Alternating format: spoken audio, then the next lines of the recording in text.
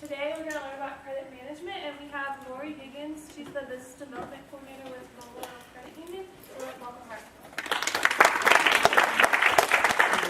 Thank you. I am so glad to be here. We have partnered for several years with Lamar, and I've talked to the Small Business Development Center. I've talked to just different places around the community, so I'm really excited to be here and talk to you all. Again, my name is Lori Higgins, Mobile Credit Union, and I'm in charge of our Smart Change program. We have a financial education, a financial wellness program called Smart Change, and I travel all over. We have 8 locations all through Southeast Texas, and so I travel all over from Jasper down to Mid-County and Vidor and all over Beaumont, and I speak to businesses, I speak to community groups, and it's all about financial education, because what I want you to know, I'm not here to say, oh my gosh, money is everything. Money, go out and get money. While it's important, money is very important, but when we can control our finances, when we have control of the finances and the finances don't have control of us, it makes life a little bit easier. I teach this class to members of our credit union, like I said, to different community groups, and I can't tell you how many, I say old people like me, 40, 50, 60-year-olds will come up and say, where were you when I was in college? Where were you when I was in high school? Because this information is so important, especially with those of you just starting out. Some of this, I'm going to start off and say, you may not know a whole lot about credit score. First, let me ask, have you heard of a credit score? Do you know what that is? How have you heard about credit score? My parents. Your parents, good. Just yell it out. I have a credit card. So. You have a credit card, so you know about it. Okay, well, usually the answer I get, those are excellent answers, by the way, but what I usually get is the Credit Karma commercial. Everybody sees the commercial, the goofy guy playing the guitar. And so, yes, credit scores are very important, and that's what we're going to talk about. And it's all about education. So you may think you know about credit score. I thought I knew about credit score that you want a good one. That we all know. You want a good score. You want a high credit score. The higher, the better. But I didn't really know what made up a credit score, why I needed one, why do people even look at my credit score. So that's what we're going to talk about. If you've got questions, you might jot them down. I don't want to take too much of your time, so if we've got questions, we might ask those later. But if you just are dying to say, what, could you repeat? What in the world are you talking about? Please just jump right in and let me know. So we're going to go ahead and get started. Mobile Oil partnered with a company called CU Strategies. And I'm sorry, am I in y'all's way? Where should I stand? Okay, because I kind of move around a lot, as you can tell. We partnered with a company called CU Strategies.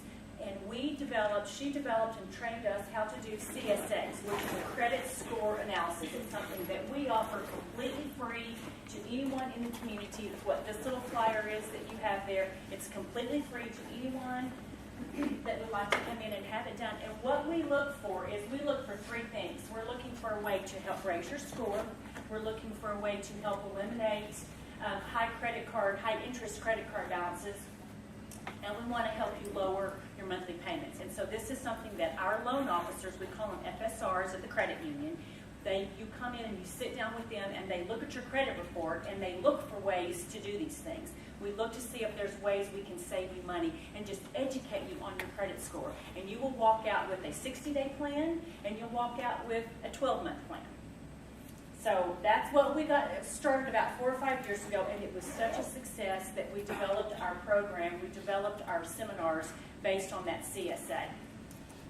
I have to do a little disclaimer. You all have heard of that Fair Isaac Corporation, also known as FICO. That's what we're going to be talking about, our FICO score today.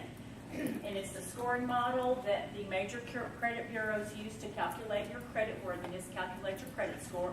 All the numbers and the references that we're going to talk about today, these are just estimates and guesstimates. They do not reflect any particular person's score. So let's just go ahead and get started. So there's that Fair Isaac Corporation. We're going to talk about what is a credit score. That's that scoring model that the 3 major credit bureaus use to calculate your credit score. All right? And Why do you need a credit score? I'm a lender. I work for a financial institution. I work for Mobile Oil Credit Union. And so if you come to me and you're looking for a loan, you want to buy a car, you want to buy a house, you want to apply for a credit card, well, the lender, we're going to look, one of the things that we look at is we look at that 3-digit credit score, and we look at it and decide, how likely is it that he's going to pay me back if I loan him money? So we're going to look at that credit score, okay? That credit score is used to determine credit offers. It determines your interest rates. And it's for mortgages, for loans, for all kinds of loans, personal loans, whatever you may do. We're going to look at that number. That's not the only determining factor, but it's a big part of that number, of that decision process. So, 3-digit number, that's what our credit scores are. If you have a credit score, some of you may not have a credit score. In order to have a credit score, you've got to have certain things. So we'll talk about that in a minute. So if you don't have a credit score, that's okay. That is okay. But when you get on the process, start the process of credit, you will be somewhere on this chart. You don't want to be on the left side. We're aiming for 850. You're going to be somewhere between a 3 and an 850 once you start establishing credit. 850 is our goal. I don't see a whole lot of those because they're hard to get. The higher the score, the lower your risk. Remember I said the question we look at, what's the likelihood of you paying me back if I borrow you money? If you've got a high score, it's pretty likely that you're going to pay me back. So that's what we're going for. We want a high score. That means you're a lower risk. The higher the score, the lower your interest rate is. And I'm sure you all know that. When you borrow money, when you have a credit card, there's an interest rate on there if you don't pay that. Well, there's always an interest rate, but if you carry a balance and you don't pay that balance in full, you get charged an interest rate. When you come and borrow money for a car, do you want to pay 2% or do you want to pay 8%? 2, absolutely. So that's what we're looking for. You want a high score so you can have the lower interest rate. The lower the interest rate, the more money you're going to save, and that's what we're trying to do. We're trying to help you save money. The majority of your credit score, your credit history, it's based on the last 24 months. So those of you that are just now starting, you may not even have a 24-month history. I have a long line of history. So what I did in my 20s has no reflection on my credit score right now. What I did in my 40s doesn't really mean a thing to me anymore. So the last 24 months is the bulk of your score, okay? So if you've had credit history for 4 and 5 years, things that you did 5 years ago, if they weren't so great, they probably are not affecting you that much anymore, okay? So that's what we're going to focus on, the last 24 months. That's what we look at when you come in on ways to kind of help you improve it. You have to have at least one account open for 6 months or more. So if those of you go off to college, you get your very first credit card, and let's say you just got it, maybe it's a secured credit card or whatever it may be, it needs to be open in your name for 6 months for you to even have a score. All right? All right, so it is a snapshot. Our credit scores can change from day to day.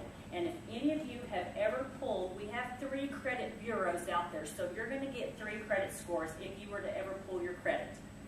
Here are the agencies. I'm sure you've heard of those: Experian, TransUnion, and Equifax. Those are the major credit bureaus out there. And so each one of them calculates a score. They're always different. You may have a 700 at one, you may have a 715 at another, and then you may have a 680 at another one. They're all kind of close, but they're never the exact same, and that is okay.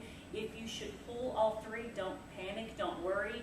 All of them, they do the exact same thing, but they calculate it, or they might report it a little bit differently. And what I mean by report, let's say you have a credit card with mobile, and every month you have a bill, and every month mobile contacts all 3 of those credit bureaus, and we say, Mr. Member has a credit card, he's due on the 1st, he paid on the 1st. And so we report your activity. All lenders that you have a loan with, whether it's credit, auto, whatever it may be, they report to these bureaus, and we let them know what y'all are doing. So that's what I mean by reporting, okay?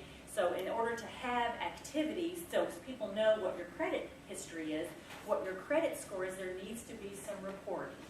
So because they all kind of do this, they do the exact same thing, but they might report differently. Some might report at the beginning of the month, some at the middle of the month, some at the end of the month. That's why your score may fluctuate a little bit. It's nothing to worry about. It's very, very common. Okay, I went too fast.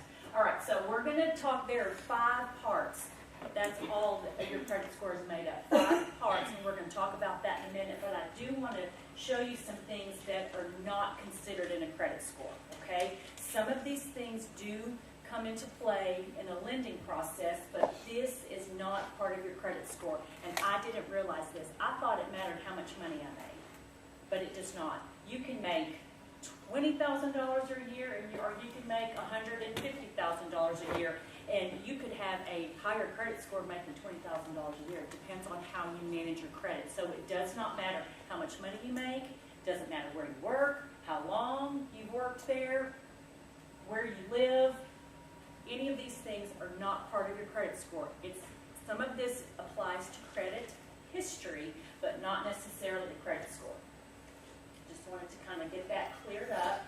And then you might say, well, okay, my score's not where I want it to be. I'd like to improve it, or, kind of why do I need to have a good credit score? Why should I improve it?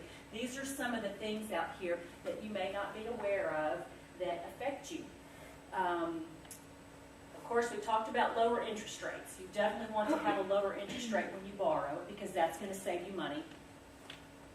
Credit approvals and things like that, the higher the score, the easier and the faster you're going to get approved. Some utility companies, how many of you have ever gone out and applied for an apartment? What do? You fill out the application, they pull your credit, they make sure that your credit score is good and that you're not going to move out in 3.5 months and leave them hanging. So apartments also look at credit scores. Same thing for utility companies. Sometimes your deposit is based on your credit worthiness. So it affects us in a lot of areas. Our auto premiums, your auto insurance premiums are based on your credit score. So the higher your credit score, remember, the better it is and the more money you're going to save. Also, how many of you know that some employers require good credit scores to apply for a job? Has anyone ever had that happen? If you apply for a job, not all employers, and they don't even necessarily look at your credit score, but they do just kind of look at your history, kind of a soft look to make sure that everything is okay. So sometimes your job can depend on having good credit. So that's why it's really important. Not only can it save you money, but it can also help you do the things in life that you want, get the great apartment, land the great job when you graduate college, and save money all at the same time. So let's talk about the 5 parts, okay? All of these are in your little credit matter guides. If you want to follow along or have any questions, it's right there. So that there are 5 parts.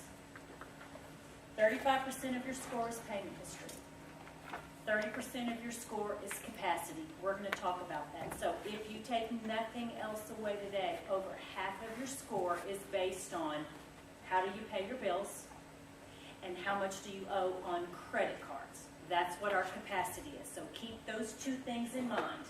All of them are important, and we're going to discuss each one of them. But over half of your score is based on 2 things. Length of credit is 15% of your score. 10% is new credit, and 10% is a mix of credit. So you're like, what in the world does that mean? All right, so let's click on through and let's talk about it. Everything on this slide is payment history. 35% of your score is based on how do you pay? Do you pay on time? Do you pay late? Are you slow? Do you have collection items? Do you have you been involved in some bankruptcy, some lawsuits, some things like that? All of that is part of your payment history. So if you pay on time every single month, and that's another thing that I would hope you all take away when you start having loans become due, when you have a credit card, when you have all of these things, pay on time every time, because you're going to see in a minute how many points you can lose if you don't. So it's very important to pay on time. Second biggest chunk of our score, 30%, is our capacity. Now, capacity, we're talking about credit cards only. Another word for credit cards, if you ever hear the word revolving debt, that's what a credit card is. That means you might charge $100 on your credit card, but when that bill comes in, The balance is $100, but there's a minimum payment on there, and maybe the minimum payment is $15, and you're like, well, I don't really have $100, but I have $15. So you pay the minimum payment. There's interest that you have to pay, in addition to your $15, and part of that $15 is going to be interest. So that just means that just revolves over. So that's what we mean by revolving. So when we talk about capacity, we're only talking about credit cards and a line of credit. This doesn't mean a car. It doesn't mean anything else. So what we want to know is, how much do you have available on that credit card? That's what capacity is, and we're going to talk about that a little bit more. 15% is your length of credit, your oldest trade line. Those of you that applied for a credit card when you were 18, 19 years old, a lot of us did that. If you have those credit cards, keep them open. You want history. Closing them out is not always a good thing. Now, every case is different. It depends on what your goals are. But if you have credit lines that are open with credit cards and you're able to handle them, then keep them open as long as you can, because 15% of your score is based on that. 10% is a mix of credit. We talked about the revolving, which is our credit card. FICO likes to see that you can do, if you just have 5 credit cards, your score is not going to be as high as it could be. But if you have a mix of credit, you have to have revolving. Does anyone know what an installment loan might be? Excellent. It's a car loan. It's just like a car loan. It's got a start date. You're going to take out a loan. You're going to buy a car. You're going to do a 4-year payment. So every month for 4 years, you have a start date, you have an end date, and then it goes away. That's an installment loan. FICO likes to see that you can mix it up a little. 10% of your score is based on that. They also like to see a mortgage. Don't have to, but a mortgage is a good thing to help boost your credit score as well. Let's talk a little bit about new credit. This is sometimes kind of a different subject.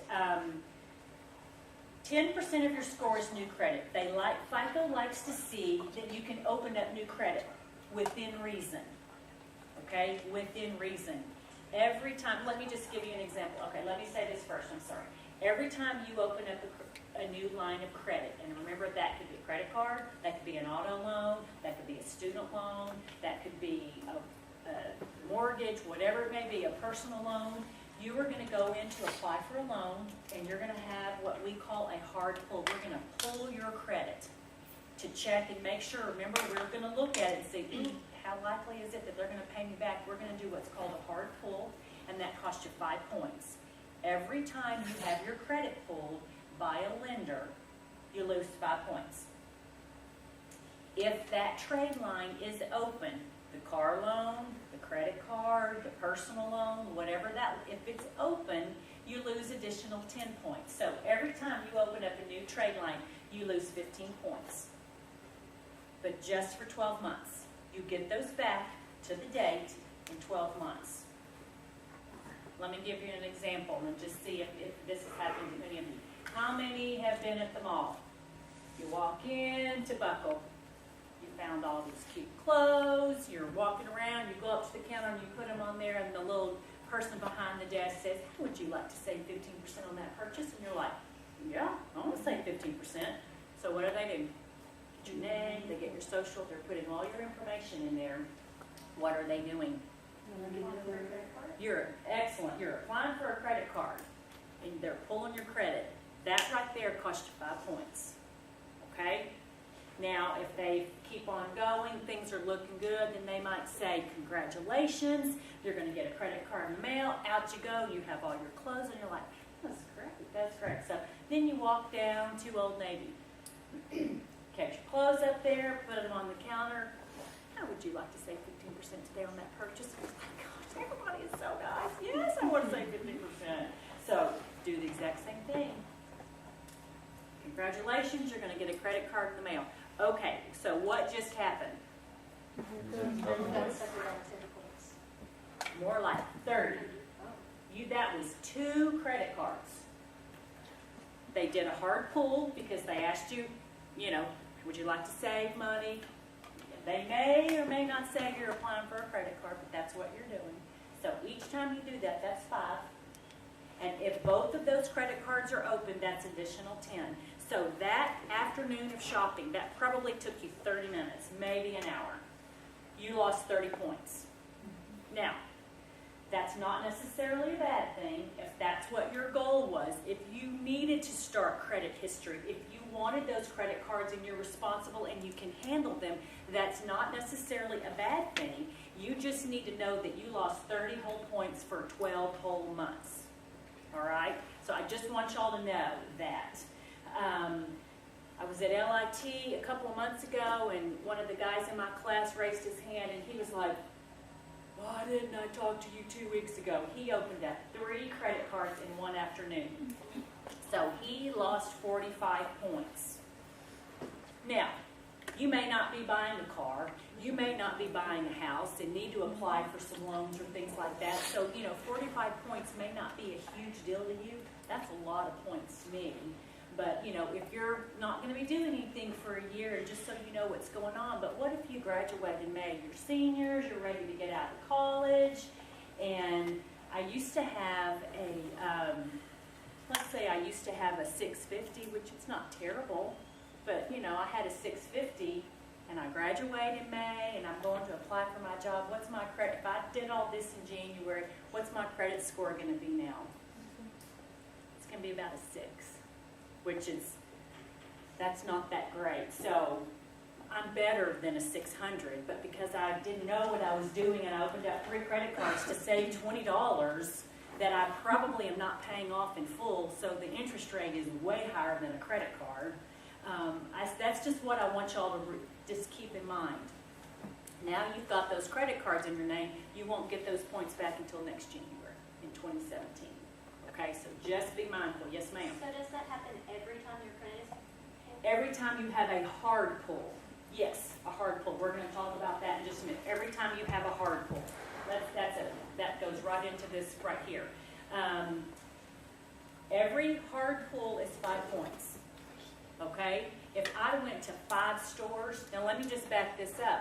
I go to, where did I say Buckle? I'm at Buckle, and they asked me that. How would you like to save money? And I'm like, sure. And they're like, oh, I'm so sorry. I can't offer you a credit card today. How do you want to pay for your clothes? So I'm going to write a check or use my debit card, whatever. That still cost me 5 points. I didn't leave with the credit card, but I still lost the 5 points. I go next door to Old Navy, do the exact same thing. I lost another 5 points if they don't issue me a card. So every time I've seen a credit report, a little happy shopper, 7 stores. They applied at 7 different stores for credit cards. 35 points in one afternoon. Everybody turned her down. So, you just may not know that that's what they're doing. I just want you to know What that. does it cost you points? FICO doesn't tell us why, but it just does. When you open up a new trade line, I think it's almost like they're giving you this credit card. Let's say you apply for a credit card and you get this new trade line and it's 15 points. They're just kind of making sure you can kind of handle it, see how you do for a year. And as long as you're good and you pay on time and things are, you don't completely default on loan, then you get those back. But they're kind of taking a chance on you. You see what I'm saying? Because it's like, these are usually unsecured credit cards. You could charge it up and then never pay. Yeah, it's going to affect your score, but the credit card company's probably not going to come to your house and take clothes out of your house. So they're kind of taking a little chance on you. Now, there are several different types of inquiries that I do want to talk about. We talked about a hard pull, that's 5 points. There are such things as called soft pulls. Remember when you're applying for an apartment, when you're applying for utilities, your auto premiums that we talked about, those are all soft pulls. Employers usually do soft pulls. They're not really looking at your actual number. They're just kind of looking. They don't get a number, but they can kind of look and see and make sure that you don't have any really old outstanding debts or things like that. Those are called soft pulls, and they do not cost you points. Only the hard pulls. How many get the pre-approved credit card applications in the mail? Oh my gosh, I know, that's me too. I have a daughter, my youngest is at Lamar, and I can't tell you how many I throw away and shred. 10 a week, absolutely, absolutely. Okay, because all of those, those are pre-approved, so all you have to do is sign, send it off, and off you get a credit card. Those do not, they're looking at your credit report, or they're kind of getting an idea that you've got pretty decent credit, but those don't cost you points unless you sign them and unless you send them. And if you get those and you don't apply for them, which I highly recommend you don't apply for those right off the bat, please shred those, because if you throw that in the trash and it's pre-approved for Lori Higgins, I get pre-approved things in the mail, and I don't shred it and someone goes through my trash, what are they going to do? Ooh, yes, I want this. Oops, I moved. My address is not on blank, blank, blank in Beaumont, it's this. So what just happened? That my identity was basically stolen. So they filled out my pre-approved credit card application, changed the address, because they're not going to send the bill to me, then I would know something's up. So just be careful about those pre-approved credit card applications, because if it's just unsigned and in the trash, there are mean people out there, so be very careful. Now, you are allowed to shop for autos and mortgages. And it doesn't cost you a hit every single time. You can do up to 10, have up to 10 inquiries on you. Like if you go to a car dealership, they're going to pull different ones. As long as you're within a 30 to 45 day period, it just counts as one inquiry, okay? So you're okay if you're able to shop for mortgages and for autos without getting a hard pull every single time. Another thing I would highly recommend you all to do, all of us as consumers, we're allowed to pull our own credit report once a year from all three of the bureaus, completely free of charge and no points. It doesn't cost you points. Annualcreditreport.com is a great, safe, good place to go to pull your credit. And what it does is it's not going to give you your score. Now, if you want your score, you have to pay for it, and that's up to you. But what you're really doing with that report is you're making sure everything on that credit report is you. That no one else has your name, no one else has your social. We have two groups of people that are, I also teach identity theft classes as well. The two groups of people that are the growing number of targets of identity theft. Does anyone have any idea what they may be? Old people and young people. Children. Now, college age as well. I mean, y'all are kind of up there as well. But I can tell you, I never checked when my children were little. My 10-year-old, I didn't check their credit report. Why would I do that? Your parents probably, when y'all were 7 and 5, probably didn't check your credit report. Why would you on a child? But people, if they can get your name and they can get your social, it's clean credit. It may not have any credit, but at least it's not trashed. So they've got a name and a social, and they can open up credit. They can get a car. I had a class at Vista College, and I had a 20-year-old student that said, I don't really have bad credit. And I'm like, oh, you do? Well, what's going on? She goes, there's some stuff on my credit that's not me. And I went, oh, well, gosh, there's different ways that we can, you can dispute and you can call the credit bureaus and, if it's not you, we need to get it off. She goes, yeah, it's a mortgage that it's not mine. And I said, how old are you, baby? Can I ask? And she goes, I'm 20, and this was taken out when she was 13 years old. So someone, family, I don't know, friend, I don't know, stranger, I don't know, got her name, got her social, applied for a mortgage in her name, and is defaulted on it. So this 20-year-old college student is cleaning up a mess of her credit. Why isn't there an age limit? Why isn't that a law? Well, they're putting in, they're taking that social and they're able to manipulate it and put in my age with someone else's social. It happens. I know. You would think it, exactly. Yeah. So, don't mean to scare you all, but it's just a good habit to just check. And you can get all three bureaus, Experian, TransUnion, and Equifax. You can do it once a year, or better yet, every 4 months, order a bureau. That way you're looking at your report 3 times a year instead of just once, because then that allows a whole year of someone causing problems. So anyway, it's out there. So I just wanted you to annualcreditreport.com. It's a great place to go. Yes. So is it true different ones have different things, like if you have an account, say like Bill, like it could be on your Experian but not your TransUnion? It can be, yes, and it depends. Now, we report, mobile reports to all three bureaus. Yeah, it can. All right, so now we're going to talk about capacity. This is the one remember what I said, credit cards only. All right, this is the second biggest piece of our pie. 30% of your score is based on how much do you owe on your credit cards. What's your availability? So to calculate capacity, and it's on your sheet there on the Credit Matters guide. We are talking about how much is available on these credit cards. So what you're going to do to calculate this, you're going to take the total balances on your revolving debt, which are your credit cards. So all of your balances. You may have 1, you may have 10. I don't know how many credit cards you have, but all of your credit cards that report a limit. And that's what you want. You want credit cards that report limits, okay? So you're going to take balances, all of them, and you're going to add up all of the limits. Divide the balances by the limits, and that's going to get our capacity used. So what that means is, let's say all of my credit cards add up to $10,000 limits. So I've got a limit of $10,000. My balances add up to $5,000. How much capacity have I used? 50%. I've used half of my capacity. You can see on the bottom, for every percent capacity that I use, I lose a half a point. So by being at 50% capacity, about how many points have I lost on my credit score? A half a point for every percent capacity that I used. 25. If I'm at 50% capacity, I'm going to lose about 25 points for having half of my credit cards used up. Does that make sense? Let's look at this one. Okay, these are two different members here. We've got member A and member B. Member A has one credit card, and it's a $500 balance, all right? $500 limit, $500 limit, no balance, so they're good. Capacity is all available, not losing any points because of capacity. But we all know what's coming up in 2 weeks, the big game. Have to get a new television, can't watch Super Bowl on my old television, so I want to go get a new TV.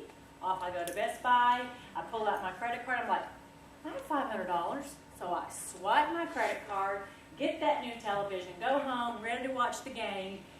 If I do not pay off that balance, look what I just did. I had a $500 limit, now I have a $500 balance. I'm at 100% capacity. I can't charge anything else on that credit card. So how many points did I just lose? 50. If you max out your cards, if you're at 100% capacity, you will lose up to 50 points on your credit. Now that is if you carry it. Now I can go buy a television $500 and I can pay it off every month. That's different. But it's carrying it over every single month. You can lose that capacity. But look what happens when we have member B here. $8,000 limit. That's 3 credit cards. Okay? Exact same television, exact same price, $500. Because the limit is higher on member B, 500 out of 8,000 is only 6.25% capacity. You just lose 3 points. So it's all about your balances. FICO likes you to have credit cards. They like you to, have a mix of credit. Remember we talked about, but they like low balances. Yes. Does that update monthly? Or It does. It updates every month. And remember I said every bureau does different reportings. So that's why your score, you may be at 0 capacity. You're good, but let's say I charge a big amount and I kind of moved up my capacity to 50%. Well, when they report, it says 50%, even though my bill hadn't come due yet.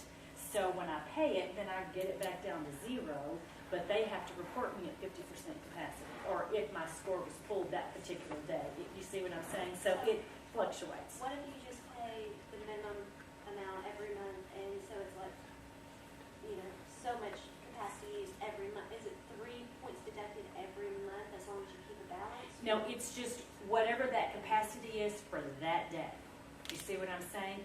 So your capacity, yeah, I know it takes me a minute to kind of wrap my head around that. So Let's just say you have 3 credit cards, so go home today, add up all of your balances, add up all of your limits, divide those, and figure out what your capacity is. And if your score was pulled today, that's how many points you could lose or gain. Now, the good thing is, let's say I'm at 50% capacity, that I've got, you know, $1,000 limit, my balance is 500, and I carry that for a while, and every month I've lost about 25 points. But if I make a payment and I can pay that balance off, I gain those points back. So that's the good news. You can gain those points back. And your capacity may change. You may lose 20 points, you may gain 20 points. That's how it works. It takes about 60 days, 2 months for things to show up on your credit report. So things that you did 2 months ago may not hit your credit report until today. Okay? So people will think, gosh, my score dropped 20 points. What happened? Well, let's just say my score dropped 15 points.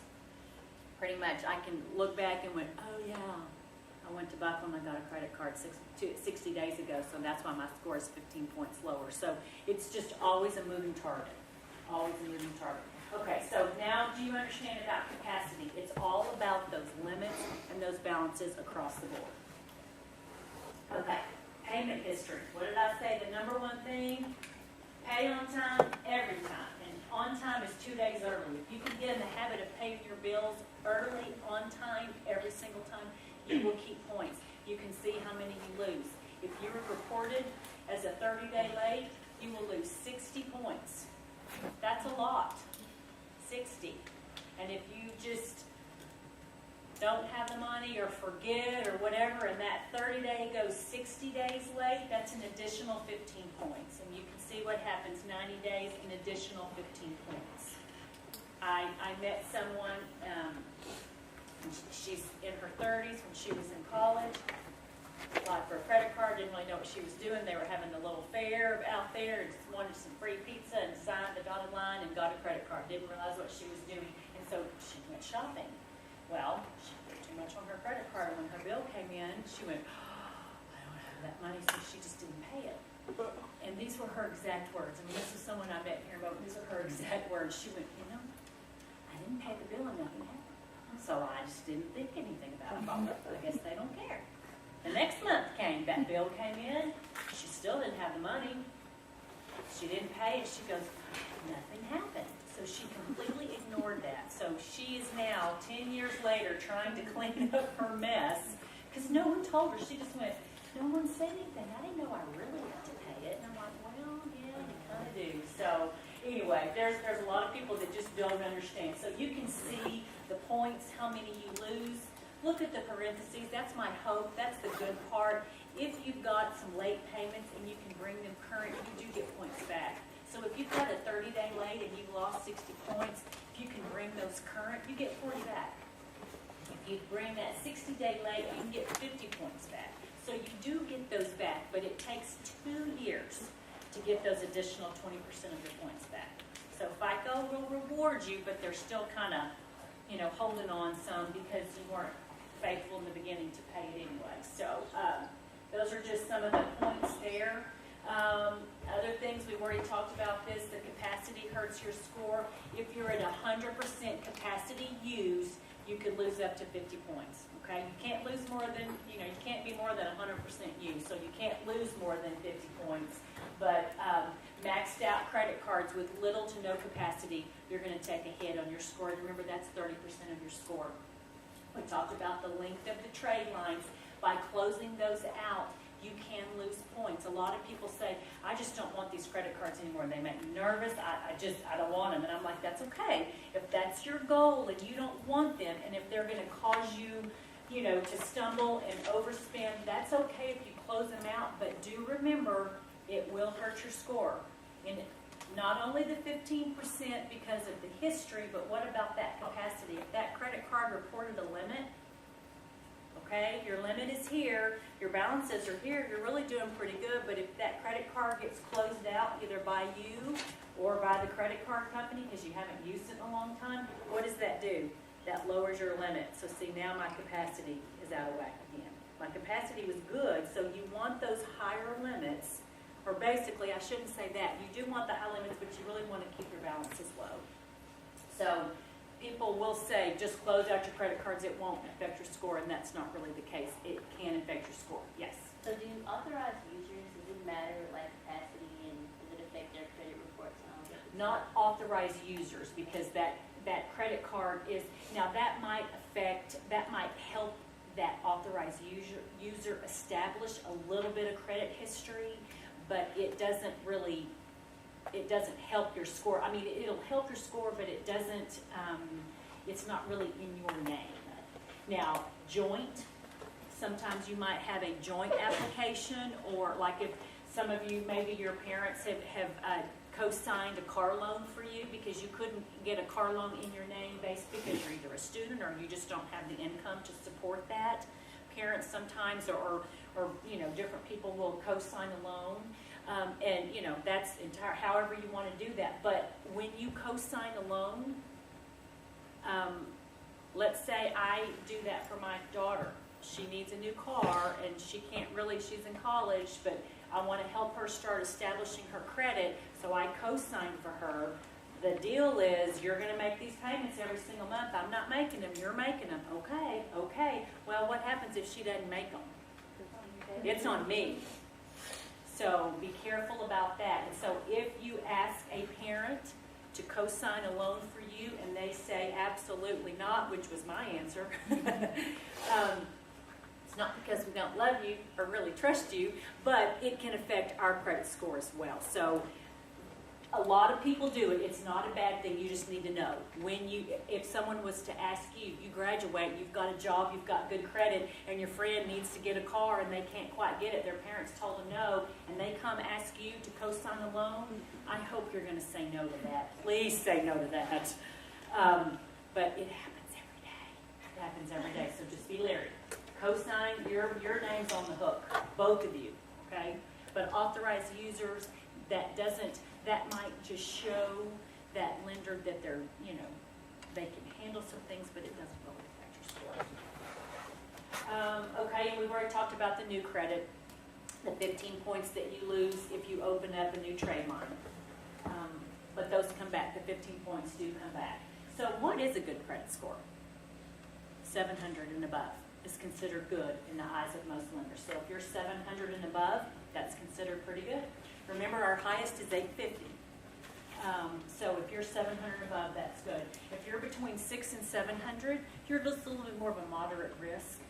You still can get loans. You'll still get car loans, credit cards, all those things. But remember, the higher the score, the lower the interest rate. So if your score is not as high, your interest rate's going to be a little bit higher. Okay, so it might cost you a little bit more money. You'll be looked at a little bit closer. If you're 600 and below, that's really a pretty high risk. You could get turned down for loans. You may not get turned down, but you're definitely going to pay more. Your interest rate is going to be quite a bit higher. So how can you improve your credit score or even start credit? I didn't say this at the very beginning, but for those of you that don't have credit, that really is okay. No credit is better than bad credit. Okay, because some of you have not ever applied for a loan. You've never applied for a student loan, a credit card, or anything, so you have no credit history. That's okay. You've got to start establishing that at some point.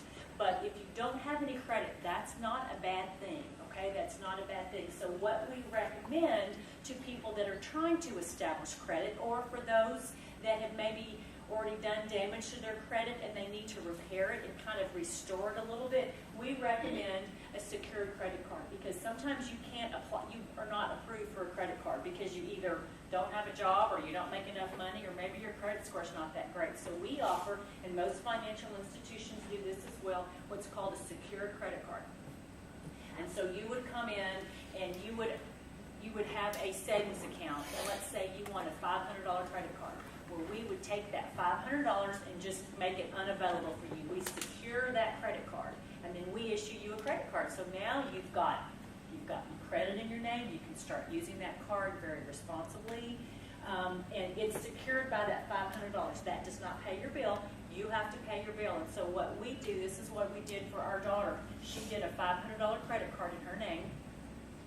$500 out of her savings is just kind of tagged, it's not available for her because it's securing that credit card. She puts about anywhere from $80 to probably about $60 to $80 a month on her credit card. She swipes her card 2 or 3 times a month, waits for the bill to come in. When the bill comes in, she pays it in full. Then the next month, she does the exact same thing, and that's just showing, we're reporting every month that she's paying on time, so she is starting to establish her credit history. If you don't pay that balance in full, you will have interest on that. So we like to see, especially our younger ones that are starting out, to try and pay those off in full or most of it.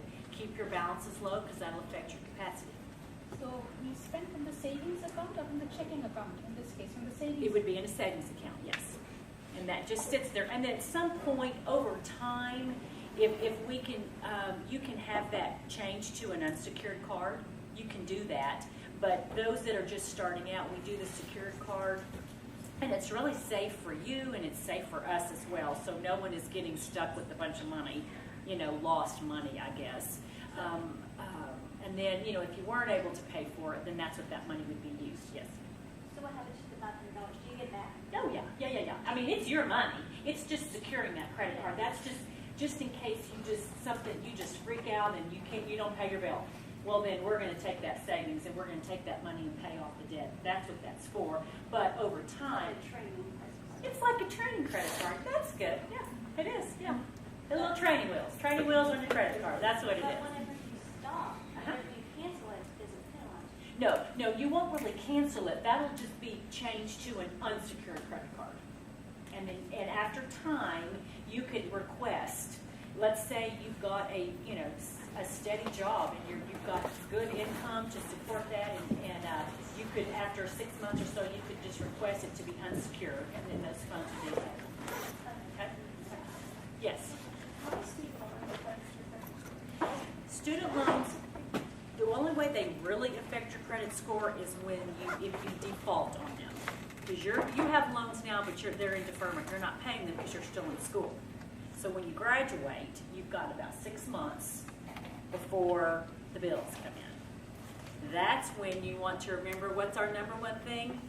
Pay on time, every time. Every time, okay? And another thing, just to kind of add on to that, I didn't bring a slide for this, but when you graduate and you've got multiple student loans, because most people do, please make sure you know exactly what you have and everything is in order. I met someone in Jasper, and I mean, it just made me cringe. She has, I didn't even know you could do this, 31 student loans. She writes 31 checks every single month for her loans. Now, let's say, if this were me, I might forget. And what if I only paid 30? And then I've got that one that I forgot about because, my gosh, I'm running out of checks every month. I can't even pay this. So please be I know I'm kind of be silly, but be very careful about your student loans when you graduate and when it's time to start paying them. Know what you have, keep them in order, because if you move, you're probably going to go off and get a job somewhere. And what if you forget to do a forwarding address, and that bill goes to Beaumont, and now you're living in Austin, and I have 31. I can't remember how many did I have. I think I have 31. Okay, yeah, I just have 30. I just have 30. And I never got that bill. It's still my responsibility. If I call them up and say, I didn't get a bill, well, they're going to say, too bad, so sad, you're late. They don't care if, they mailed it and I'm the dumbo that didn't do a forwarding address. So just remember to keep really close tabs. Make sure all of your creditors know where you are at all times, because if they mail it and you don't get it, it is still your responsibility to pay it. We're talking about like credit cards and loans and stuff. What about like medical bills? Do they act in the same way? If they go to collections, yes, they can affect your score. They can. Medical collections are looked at a little bit differently, and I didn't even really talk about collection items because that's a lot of stuff to talk about. But if something goes to collections, yes, that's a huge hit to your credit score. But there's talk out there that in 2017 the medicals are going to not necessarily be a part of it. It won't affect your credit score as much, but yes. You know, before it goes to collections, do the best you can to set up a payment of some kind or do something for it to not go to collections.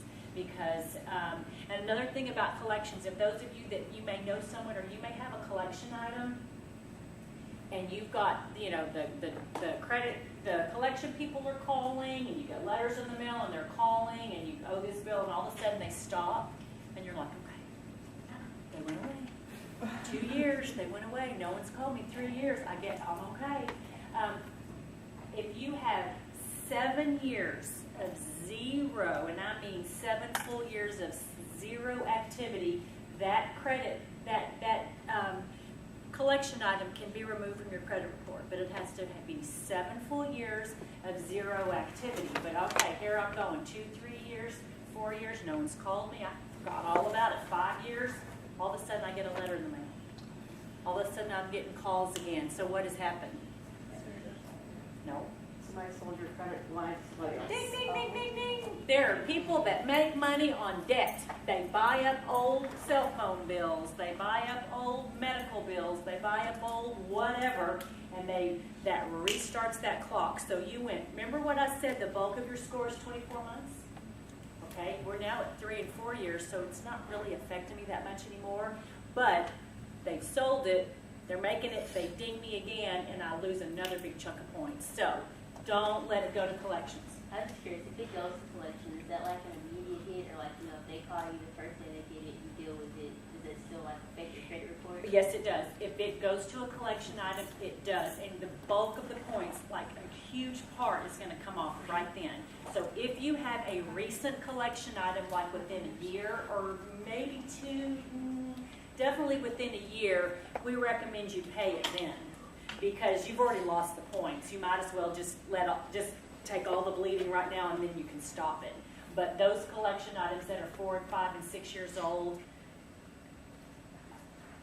that can really re-affect your score again. So does the 7 years start over whenever it's sold, or only if you pay it when it's sold?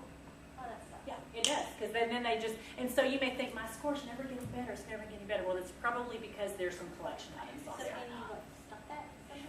Yeah, and really you probably need to talk to someone, you know, one-on-one about how you can do that. Maybe get with, make some phone calls to these collection items. If you have a collection item and let's say you've agreed to pay the bill, sometimes collection items are $50. I mean, I've seen them for as low as $5 at a hospital before. They can be a low amount. They can also be a crazy huge amount. But if you want to pay those off because you just want to clean up your credit, you just want to stop it, you want to move forward, do not just send somebody money to pay that. You make sure you have everything in writing. You want documented information, because remember those goofy people that buy debt and they just buy up old debt? There are also people that will tell you, I will pay off your bills. You just send me that money. I'm going to negotiate on your behalf. I'm going to pay it off. And you're like, yay, I'm going to get this done. And you send them that money. Next month you check your credit report, it's still there. 60 days, still there. 70 days, still there. Where's that money? It is long gone and your credit is still a mess. So be very careful on who you talk to. You need documentation. So if someone says, I'm going to pay you, you're going to remove it, you need it in writing. So then that way, if they don't remove it, you can send that to one of the credit bureaus and you can say, see, here's my receipt, it's paid, and then they'll take it off. When you say remove it, does that automatically give you your points back? What does that mean when you say remove it? It's off your credit report, but it doesn't necessarily, those points are gone. If you've lost points, you can't just get those back. They're gone. And then you've got to, not forever, but those are gone forever, yes. They're gone forever, but we know how to reestablish our credit. We're going to maybe do a secure credit card. We're going to just start building up our credit. But once it's removed, you can't keep moving points from it. So what's the purpose? Right. That's good. That's exactly right. Okay, if you've got a debit card, it's got the Visa or the MasterCard on it, those do not report to credit bureaus. That's just basically like a check. So don't worry about debit cards. They do not report to credit bureaus. Here's an example, and I know it's probably about time to go. Remember we talked about saving money. I'm sorry, let me get out of the way. This is an auto loan. If you were to come into Mobile Oil today and you had a 600 credit score, your interest rate's going to be 6.25% to borrow money for a car, $25,000 loan, okay?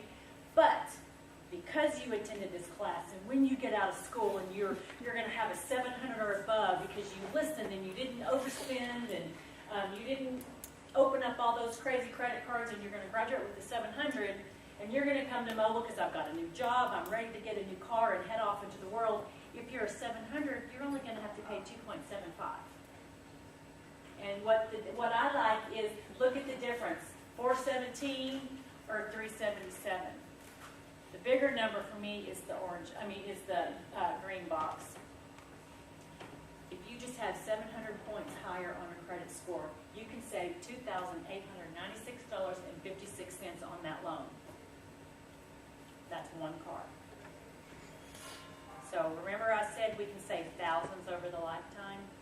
This is an example. And this is not our best rate. We could actually offer you as low as 1.75 if you had a 760 or above. So we want to help you save money. That's pretty much what I have. I know the CSA card is there. If you are interested in having a credit score analysis, you can fill this out and give it to me, or better yet, go to any of our branches. We have 8 here in Beaumont, 3 in Beaumont, 8 all in Southeast Texas. And I know this is a lot of information. Y'all have great questions, so I can stick around as long as you would like.